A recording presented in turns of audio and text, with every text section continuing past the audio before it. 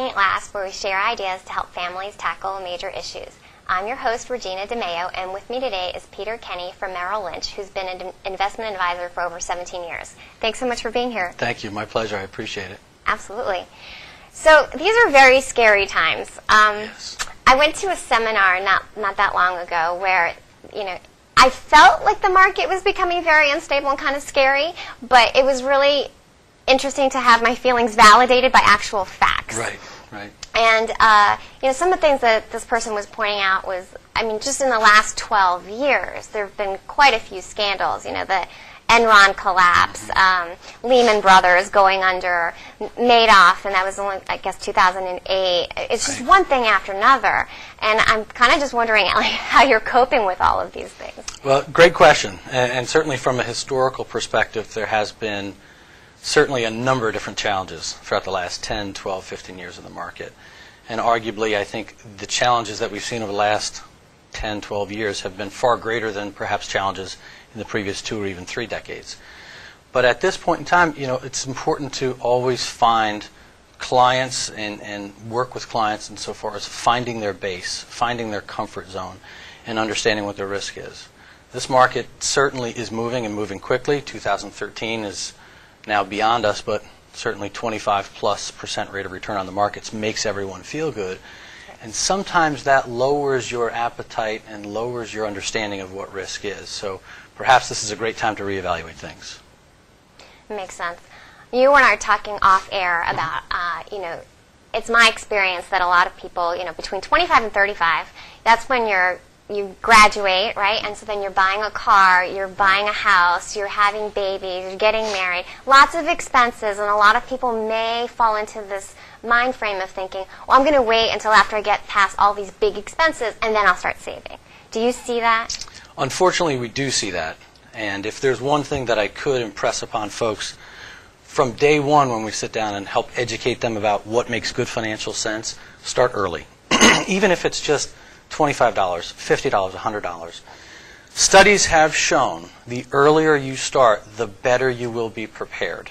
So from that perspective, even if you can just manage a couple of dollars, it's imperative that you just start as soon as you possibly can. Now for some folks, they can start looking towards retirement and setting aside some money for retirement. For other folks, they can do retirement plus an education fund. Whatever you can do, I think it's important to have that discussion. I think it's always important to sit down with a confidant. It could be a financial advisor like myself, a peer, a colleague, a friend, a partner, someone that you have some confidence in. Sit down and share some time. Talk with them. See what other folks are doing. And I think that's an important step. Because starting early, all studies again have shown the earlier you start, the better you're going to be prepared. And it's true time and time again. That's sometimes the hardest point of educating not our clients, but the next generation, their kids. Because in this day and age, we're finding that a lot of folks in their 20s to 30s are more interested in where can they live, what can they buy, what can they have. Right. And that sometimes is at odds with the future idea that you need to set something aside for yourself. So at the end of the day, having those conversations, they're tough, but they're needed. Most definitely needed. Well, there's an emotional component, right? You go from being this poor, starving student, like I was in college, to all of a sudden finally getting your first job and some money, and it's like, wow, now I can actually play. I can actually, buy some nice clothes and try some new restaurants, and Sure. You're not eating the ramen noodles in your college dorm anymore, and so it's so tempting to want to play with some disposable cash, and I think it takes a lot of self-control and maybe also understanding the importance of savings. It certainly does take self-control. At the end of the day, we all have emotions, we all have wants, we all have needs. And certainly, and this is probably even more apropos being we're coming out of the holiday season where folks like to go out and enjoy themselves perhaps a little bit more than normal. And that's okay. There will always be times for that. We think it's important to just make sure that you have a game plan in mind. Don't just enter into every calendar year or every month saying, I'm going to set aside some money. Set a game plan. Put something down. Most folks will do something as simple as making a commitment to themselves. We all enter the new year with the diet craze or the diet contention where I'm going to lose 20 pounds this year. I've probably said that for the last 15 years of my life. the reality is if you write things down and make a plan, I think it was Yale University that put this together with their graduates. They found that their graduates that wrote down their goals and objectives were more likely to hit those goals and objectives than those that did not write it down. So we feel it's imperative to put something down on paper. And it might just be a commitment to yourself. I'm going to save $25 a month, $50 a month, $100 a month. As long as you stick to that and have that commitment and that focus on yourself, I think that's going to set you down the right path. It's hard, though. It's definitely hard. No, it makes sense. Hard. I mean, I was really surprised. I was reading in the ABA Journal last week that they had a statistic that said 68% of Americans have zero earmarked for, like, a rainy day. And I was shocked. Does that shock you, or not really? It does not. Unfortunately, it does not shock me. In my experience of now pretty close to 20 years in providing investment advice and counsel and helping folks plan financially, unfortunately, you do see that. A rainy day fund, and that's just a terminology that some folks will call an emergency account. Right. A rainy day fund kind of sounds a little fun, if you will. But bottom line, it's having funds set aside for those things that you can never really quantify will happen. Something can occur and you need an emergency pool of money to go to. And it's not credit cards. Because what we don't want to see folks doing is when an emergency pops up, they turn to a credit card. And then at that point in time, there's fees, there's interest rates, and certainly that can lead to further challenges down the road. I think educating folks on the importance of actively saving and setting aside some money hopefully can alleviate those concerns. But you're right, and the study from the ABA, that number I'm not surprised to hear, and unfortunately it is shocking. It's hard. People don't think about a rainy day fund. They think about a checking account and a savings account. Right. If they can move on from there, then they think about their investment accounts, their 401k, or what have you. It's hard for people to think about rainy day funds. Most folks in the industry on my side of the fence will look at an average rainy day fund to be 2, maybe 3 times what your monthly take-home is. Now, everyone has a different comfort level. If you look at me and my wife, my comfort level, I'm extremely conservative. Now, my wife is a little bit more aggressive. So her viewpoint on a rainy day fund is far different from my viewpoint on a rainy day fund. But you have to have communication to come back, sit down at the table and figure out what makes sense for all parties there. So it's an important context and it's an important piece to have a discussion on, because unfortunately things happen. In this world, things always happen. Something can go wrong. The pipes can burst in this, Arctic, yes. weather we've had, and all of a Yes. sudden, not all of it's going to be covered by insurance. You're correct. I recently, just as short as 2 days ago, had an issue with a boiler and a heater in my house. So knowing that firsthand, and since I am a planner from that perspective, yes, I had the rainy day fund set aside there. Right. I didn't want to touch it because at the end of the day, it's a requirement and a responsibility. You have to pay the bills there. But nonetheless, I had the rainy day fund there. So I experienced it just like everyone else. We all have things that come up. Absolutely. One thing you said that I want to ask you about. So I find that it's very common in what I do that when these people are divorcing, they have very different views on money. But you must see the same thing. Do you find that couples, like, do you have one that really wants to save, and the other one that wants to spend? How do you deal with a couple that, they have very different views on money? It's a great question, and it comes up more often than perhaps most folks would believe. And I think that's always why it's important to have a discussion with both parties. Far too often in our industry, the financial services and financial planning industry, I think the discussion has only historically been driven by a one-to-one relationship where they might not have their partner, spouse, or significant other there at the table to share his or her concerns and his or her input. So from our perspective, you do see it. You absolutely do see that right now it's important to have that discussion with everyone in the family, because husband and wife, two partners, significant others, they have different emotions, different goals.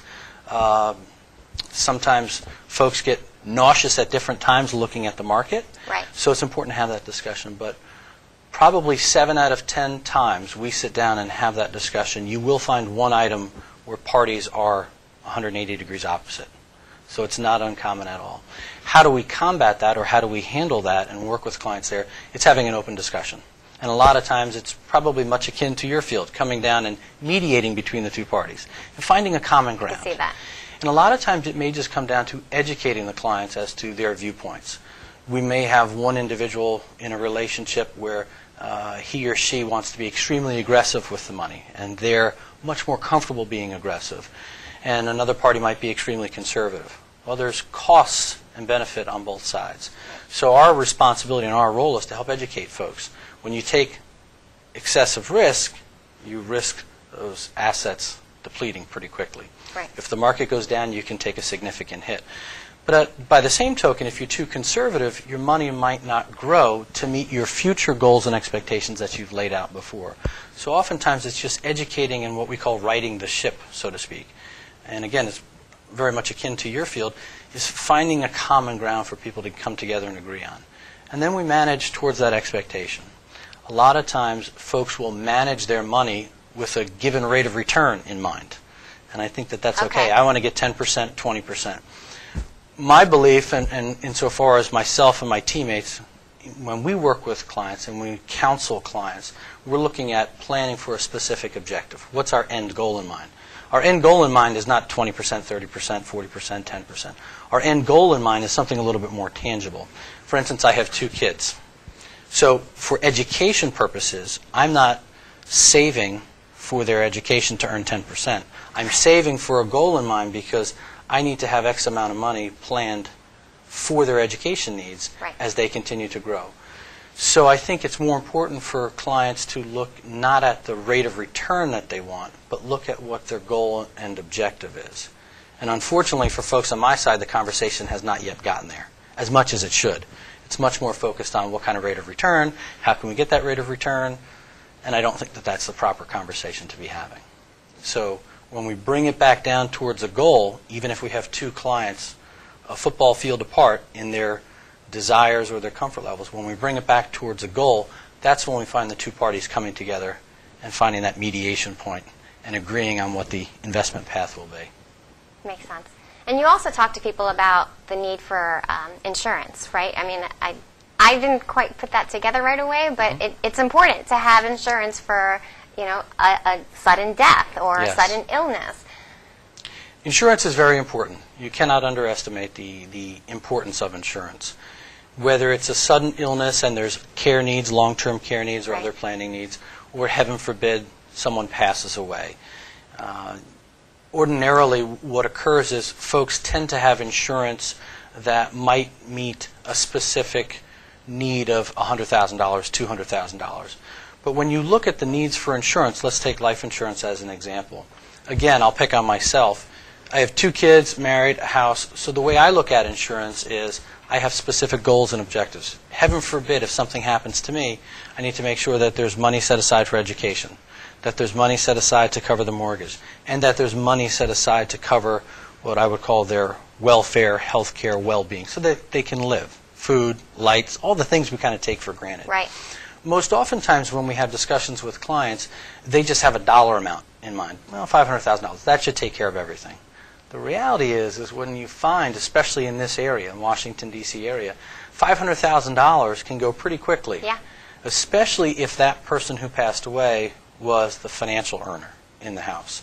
If you have a situation in a household where one party is the financial earner and that party passes away suddenly, you have to look at not 1 year or 2 years worth of earnings, but arguably you have to look at the longevity of earnings over time. Right. Because now, if that person passes away, there's no longer any 401k savings. So take me as an example again. If I pass away, there's no longer any 401k savings going in. Right. Because I'm not around. So how do I then turn around and, quote-unquote, recreate that for my wife and my kids so that when my wife is 60, 65, 70, there's a retirement account there. Right.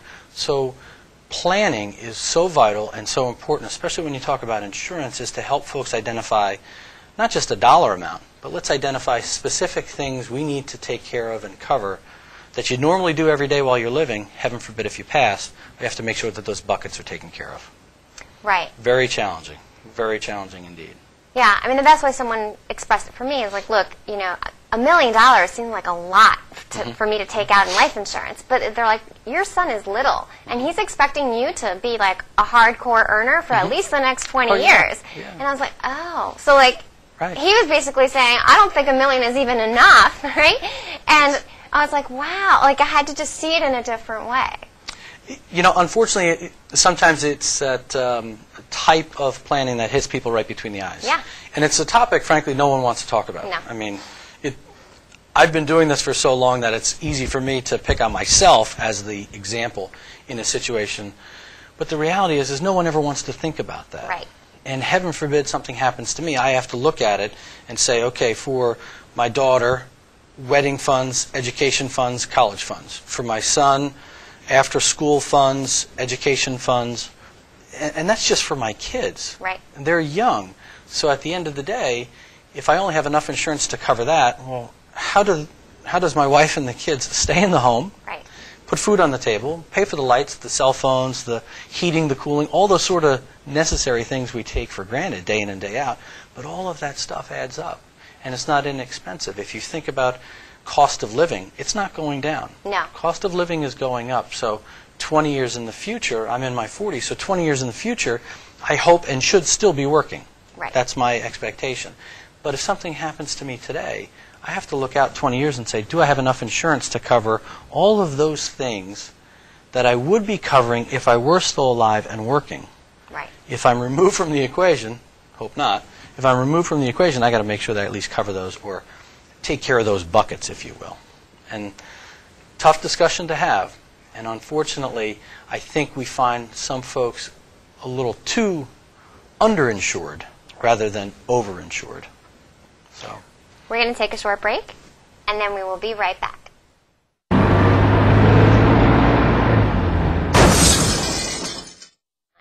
Welcome back to Making It Last, where we share ideas to help families tackle major issues. I'm your host, Regina DeMeo, and with me today is Peter Kenny of Merrill Lynch. Thanks so much for being here, Peter. My pleasure. Thank you for having me. So I want to ask you, you have these awesome tools that I don't think everybody understands. I certainly didn't understand until I had to deal with my divorce clients.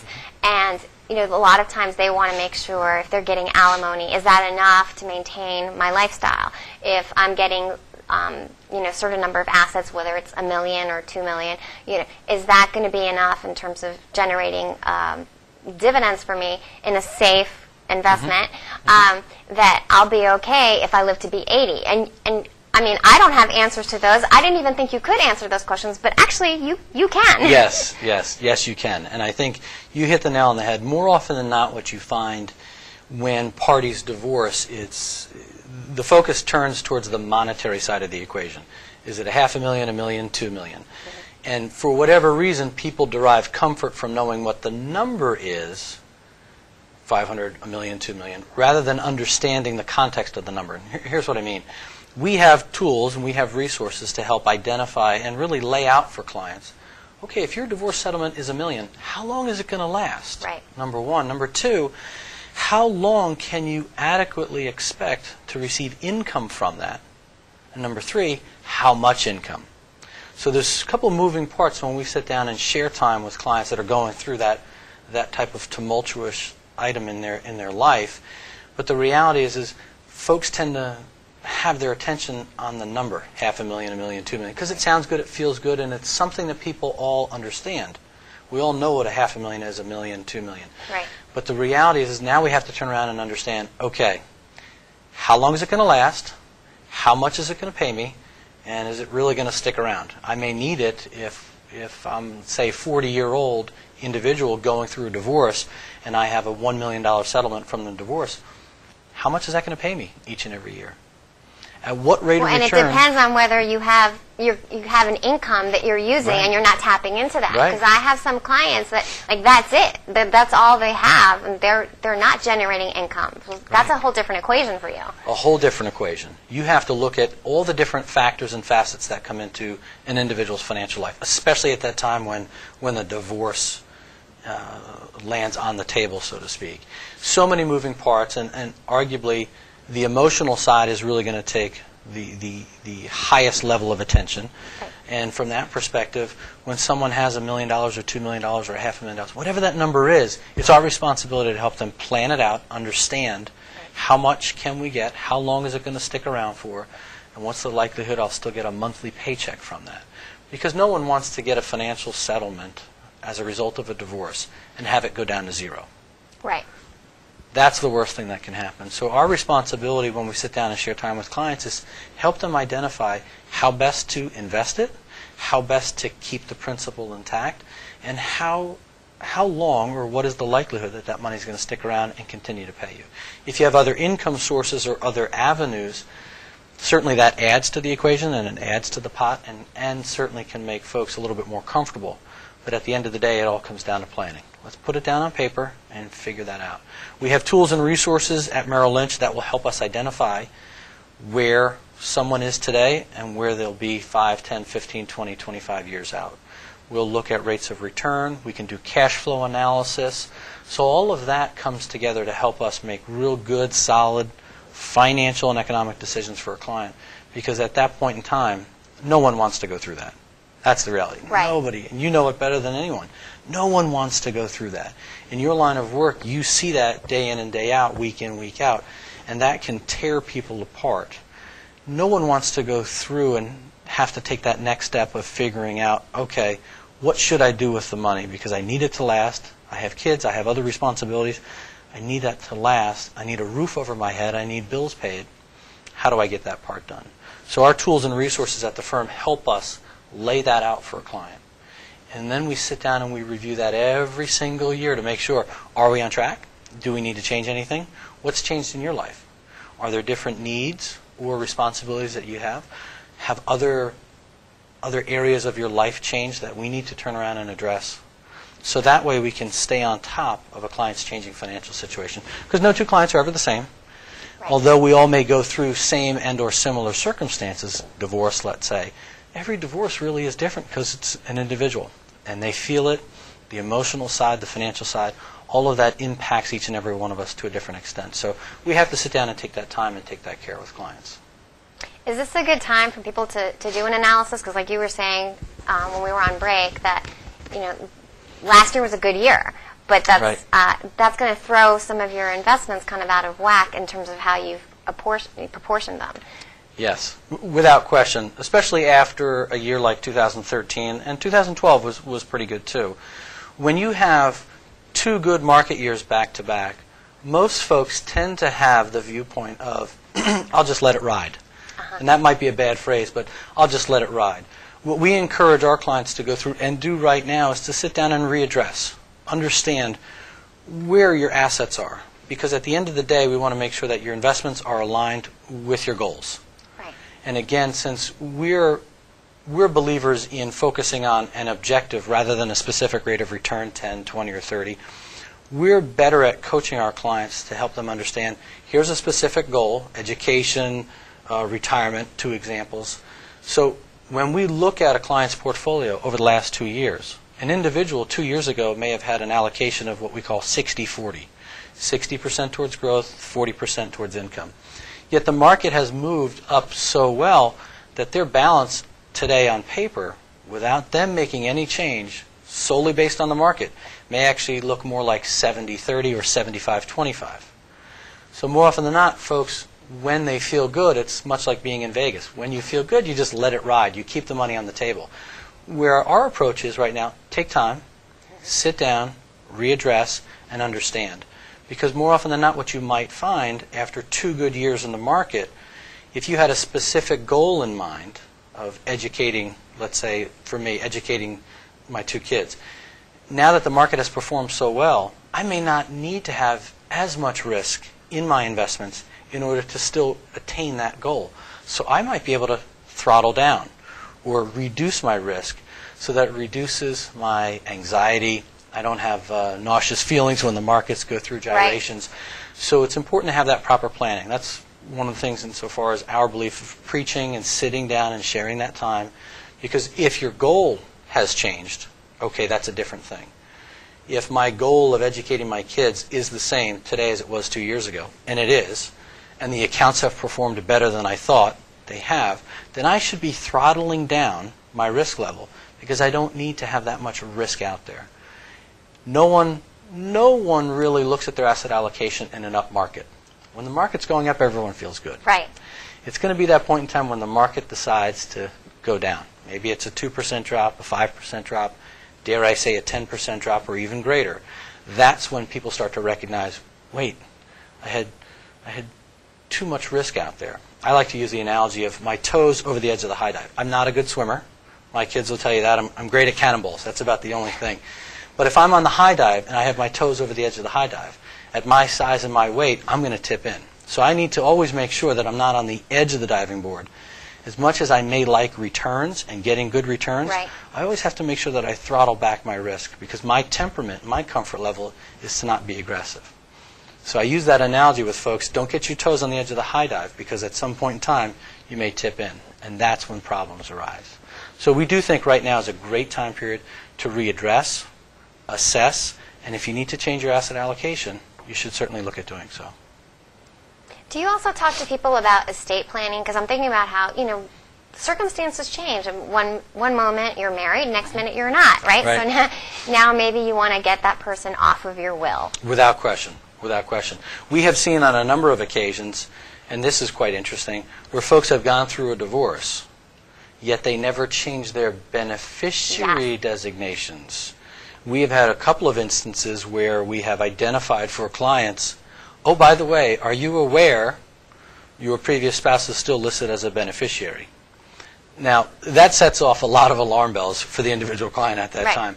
But the reality is most folks, when they go through and have that separation, that divorce, and everything is finalized, it's sometimes dotting the I's and crossing the T's on the financial side that don't really get done adequately enough. Certain things get addressed, but not everything. So at this point in time, when we sit down and share time with clients, we look at every aspect, not just the investment side. Beneficiary designations, estate titling and designations, and certainly from that perspective, you have to take their full financial picture into account. It's always important. And as we always say, I made reference to it before, my responsibility is not to really find the best mutual fund. It's to help you make good financial and economic decisions, because at the end of the day, those are the decisions that are going to impact you, your family, loved one, spouse, partner, significant other. And from that perspective, we like to look at everything across the table and make sure, let's address everything. You may not get to it all today, but at least start to address everything. Most definitely. When people meet with you, do you have to pay you a consulting fee, or how does that work? Typically on the first engagement when we sit down and share time with the client, it's probably much akin to the legal field where there's a discovery process. We get a better understanding of, okay, tell me a little bit about your situation. What do you think you need help with? And let's sit down and kind of talk that through. And from that point, we may find that we are a good fit for them, personality-wise and or firm-wise, because there are some things that our firm cannot do. Certainly there are other aspects such as tax planning. We cannot engage in tax planning. Our firm does not do that. So if someone needs tax planning or tax consultancy, we can help steer them in the right direction to find a good partner. But from the standpoint of sitting down and sharing time with an individual, a client, a family, married couples, whatever the case may be, when we sit down and have that first engagement, no, there's no cost. So from that perspective, it's just, can we help you get you pointed in the right direction? If there's something we can do thereafter, we'll certainly let you know. There might be a cost insofar as doing something further down the road, which would be fully outlined and explained. So if someone wanted to contact you for further information, what's the best way to reach you? The best way to reach me is probably via email. And my email is peter_kenny, Kenny, @ml.com. My office phone number is 202-659-7369. Thanks so much for being here today. My pleasure. Thank you for having me. Absolutely. Well, thank you for tuning in, and we'll see you next week on Making It Last.